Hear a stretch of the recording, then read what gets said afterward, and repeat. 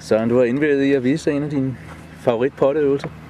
Ja, den øvelse, som jeg har valgt, som er en af dem, der bliver brugt mest, og man kan sige mest bemærkelsesværdig måske, så er det en af de 2 øvelser, som jeg nogensinde har set Tiger bruge på Putney.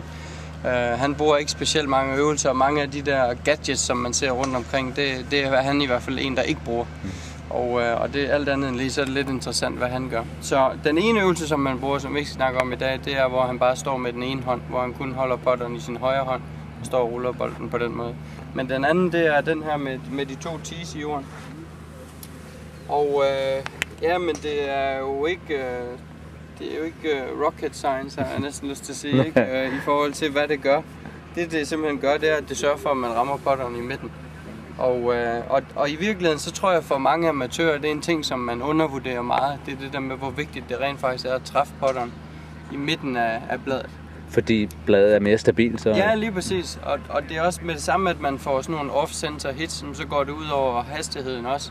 Og hvis vi lige pludselig mister lidt af det, jamen putning, det er et spørgsmål om føling. Det er, at man skal kunne se en linje og matche den sammen med en speed. Og det er klart, at med det samme, vi begynder at miste et putt, jamen så bliver det svært. Så det er sådan en simpel øvelse, hvor at hvis man gør det ordentligt, jamen så rører putteren slet ingenting.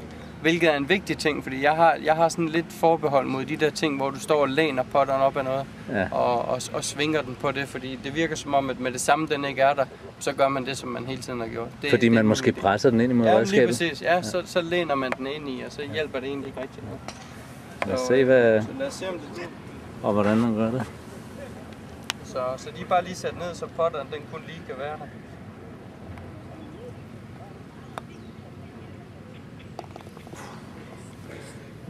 Ja. Så det garanterer jo, det er, at med det samme, at jeg rammer en af de 2 tees, jamen så vil jeg ramme putteren også off-center. Så det er en simpel øvelse, og det er en god øvelse, der giver et godt solidt rul på bolden.